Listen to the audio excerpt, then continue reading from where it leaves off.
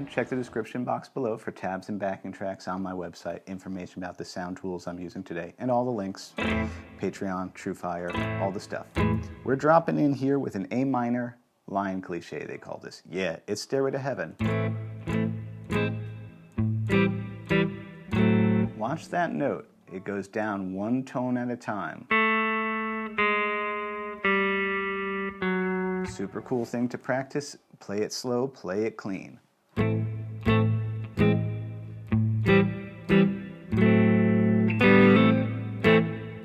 This is neat now. This Scott Walker song, which is really a Jacques Brel song, there's the record, great record. It has a 5-bar section that is E to F over E.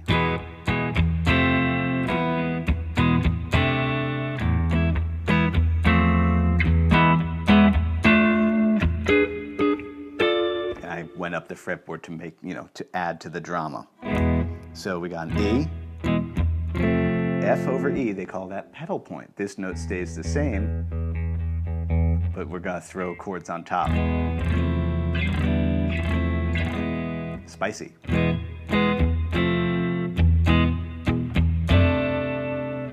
What's the relative minor of F?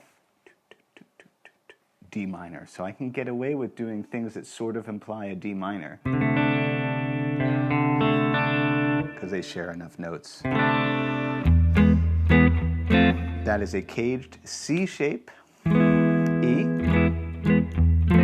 There's the C-shaped F. I have a whole course on Truefire.com about that. Chords. So here's another E. That's the caged G shape, by the way, or you could think of it as first inversion. D minor, E7. See that? 12, 13, 12.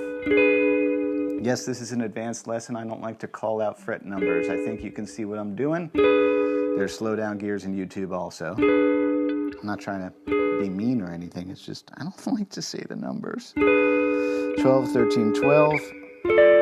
That's another D minor. 15, 14, 15. I try to get that camera in there so you can see it. Resolve it now back around to this A minor.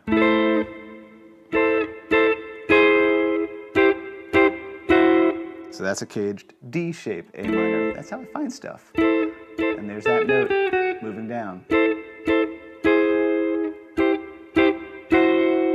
And I love this. This is where it switches to major. Not on this D minor, but it's kind of, well, I'll show you what I mean. That's a D minor, a G, a C. Yeah, which is like, 2, 5, 1 in the key of C. Makes sense. C is the relative major of A minor. And by the way, that's how I think relative minors are useful. I don't use them for soloing. I use them for writing. So there's a D minor. Take the top 3. Here's a G. Here's a G7. Here's a G. Here's a G7. Take the top 3. Here's a C. Take the top 3. That's how you end up with. Cool little walk down on a D minor. Thereby yielding, because there's D minor. That's a B minor 7 flat 5. B minor 7 flat 5. Let's not be afraid of chords that have long names. They're still chords. Philip Seymour Hoffman. Yeah, that little more E to F. And then I very loosely quoted Scott Walker's vocal melody. It's not a melodically very strong song. It's lyrically and arrangement very strong and dark. Here's an A minor scale.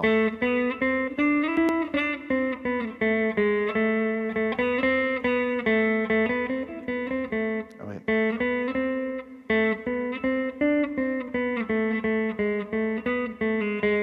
Yeah, there's A minor. Okay, so let's see.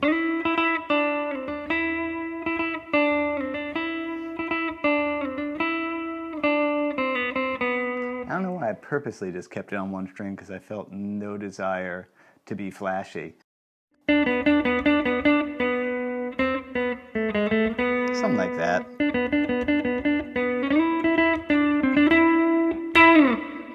And then as it comes back around,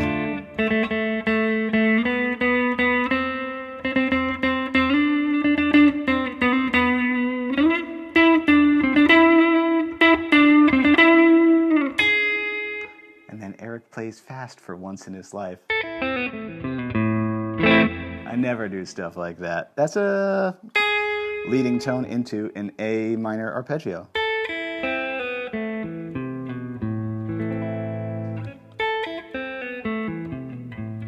It reminds me of years ago I did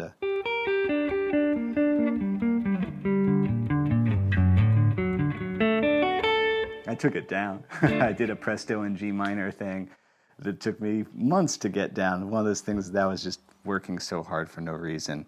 The main thing I think why I did this lesson is just a great chord progression because, hey guitar players, chords, knowing your chords and knowing cool chord progressions and cool grooves is actually way more important than... No one cares really about that. Like, you're gonna get so much more out of yourself writing and playing with other people if you're good at chords. And so you'll probably see me do more of these. They're just chord progressions I really like that have interesting things to them. Seventh chords, line cliches, pedal point. I love that stuff. I love that stuff. It's just, that to me is, yeah, this is a polyphonic instrument. Us and piano are the only ones who get to do this stuff. So, yeah, we should work on things that get us thinking about that, because I know we want to...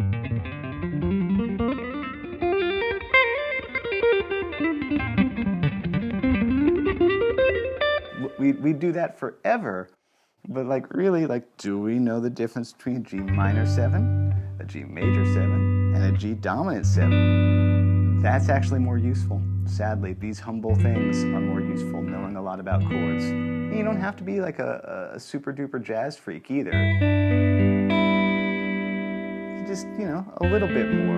Because I know where we're at.